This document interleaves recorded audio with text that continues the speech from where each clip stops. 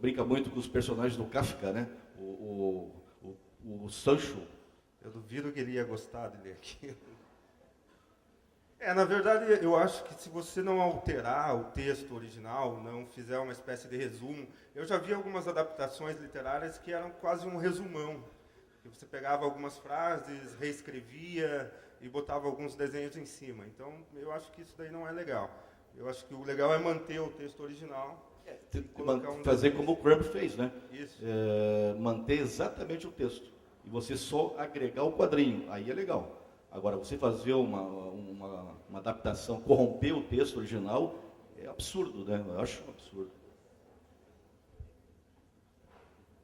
Já que a gente entrou nessa ideia da palavra escrita, grosseiramente, se a gente fizer uma retrospectiva histórica, a gente pode ver que os anos 80 eles tiveram um domínio da oralidade, né? Com a TV, acho que pelo menos nós três, né? A gente viveu um pouco nos anos 80 e era uma massificação da TV, né, o tempo todo. Já nos anos 90 teve o boom, a explosão das imagens. E, surpreendentemente, quando todo mundo achava, né, que a escrita não tinha mais jeito, que o português tinha acabado, a partir dos anos 2000, embora de um modo diferente, né, com o uso da internet e tal, mas a gente vive num império da palavra escrita agora. E se falava em uma nova alfabetização e também numa alfabetização visual, né? Já que a gente está falando dessa ideia entre linguagem verbal e não verbal, como é que vocês veem isso de uma alfabetização visual? Vocês acham que precisa ter isso? Como é que se deve ler uma charge, um quadrinho, ou não? Com o tempo, com o hábito? Eu não sei, é muito pessimismo achar que a escrita vai desaparecer, né? Mas com relação à alfabetização visual, na charge ela é importante porque muitas vezes a gente trabalha com símbolos e signos e referências que você precisa contar com a cumplicidade do leitor. Você precisa achar que ele mais ou menos sabe do que você está falando. Quando você usa, por exemplo, uma referência dos Simpsons numa charge, se o leitor do jornal não souber quem são os Simpsons, o que é muito difícil, mas existe, você perdeu a piada, você perdeu o tempo e a pessoa não vai conseguir entender aquilo. Eu fiz uma charge uma vez que era sobre pedofilia, que eram 4 bispos, eles com aquele chapelão enorme, e um deles está com o chapéu do Mickey. E aí um outro bispo fala assim, um de nós aqui é pedófilo. Se você não sabe o que significa aquele chapéu do Mickey, provavelmente você não vai entender a piada. Se você não sabe o que significam aqueles bispos, você não vai entender. Eu recebi carta de leitores com uma interpretação completamente diferente, completamente o oposto daquilo que eu estava pensando. Eles acharam que eu estava fazendo uma crítica ao capitalismo, por causa do chapéu do Mickey. Então, é bom que haja uma compreensão mínima para você poder fazer uma leitura um pouquinho mais adequada.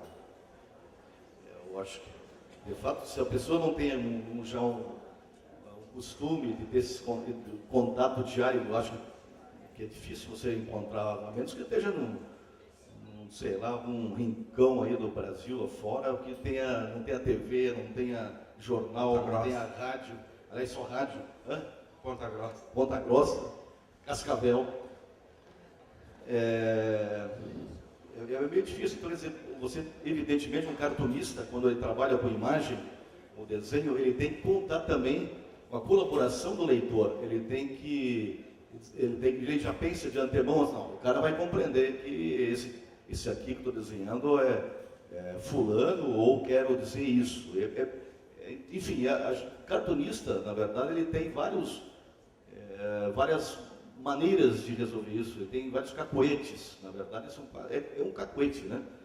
Você quer desenhar um papa, como o Pedro estava falando, você põe aquele chapelão, né? No crucifixo, né? Você quer desenhar um político, você desenha um cara gordão com uma cartolona, vestido de preto. Você quer desenhar sei lá, enfim. Tem bastante ver. Será que a gente vai... Vamos ir para o subsolo aqui ou não? Tem bunker aqui? Bom, então é isso.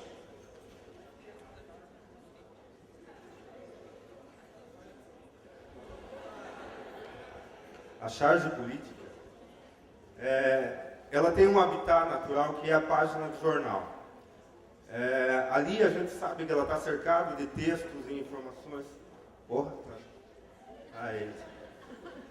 textos e informações que fazem parte do universo da charge que você está desenhando, do assunto que você está falando. Quando um professor tira ela da página do jornal e leva para a sala de aula, ela não se sente muito bem porque ela não está cercada daquelas informações da qual ela foi criada e onde ela se sente quentinha e confortável. Então, muitas vezes, a charge para você entender ela, é bom você estar habituado à leitura de jornal, à leitura dos fatos cotidianos. Isso aqui está mexendo, cara. Espero que não caia ou saia voando. Acho que o Mickey não gostou que falasse dele. Bom, pode perguntar. Eu já perdi a linha de raciocínio. Bom, já que vocês falaram de um conhecimento... Acabou até a luz agora, eu não? Acabou a luz? Cartunista é assim mesmo, né? A gente é azarado mesmo. Para começar de entrar nessa profissão de cartunista, cartunista, na verdade, é um pouquinho de apanhação, assim, do trabalho, do aspecto jornalístico. O jornalismo tem sempre... Eu acho que toda profissão tem um maluquinho no porão, assim, né? E o cartunista do jornalismo é esse maluquinho. Sabe aquele cara que fica desenhando no fundo da sala? Então, esse vai virar cartunista. Esse que não presta atenção na aula, fica fazendo caricatura do professor. É a única chance que ele tem. É só pegar os boletins da segunda série e a formação de segundo grau, primeiro e segundo grau e a faculdade, para você ver como as notas são assim, na estica mesmo, né? Bom, mas mesmo assim, acho que alguns autores influenciaram vocês, né? Quem sabe não aqueles ditos pelo professor que você tinha que ler, mas aquele que você gostava enquanto desenhavam. Na trajetória de vocês, que autores vocês influenciaram vocês gostam? Ou banda, não sei, assim, filme, A gente, evidentemente, sempre quando começa a desenhar, a gente fica amarradão num determinado autor, depois pula para outro, depois, outro momento, já tem um outro. Não há uma fidelidade nisso, né? É uma poligamia total, assim, com relação à referência no traço, no humor. Então, é muito variado, né? Se eu disser para vocês aqui quais são as minhas referências, muitas delas vão coincidir com as preferências do Bennett e as dele também, vice-versa, né? E o que você tinha dito de vice-versa mesmo antes? Alberto Bennett Alberto e vice-versa. Então é isso. Assim, o Wolinski, o Robert Crumb, que eu acabei de citar aqui, o Walt Disney, eu lia Pat Donald, o Maurício de Souza, eu lia muito o Cebolinha quando era molequinho. Eu comecei a desenhar copiando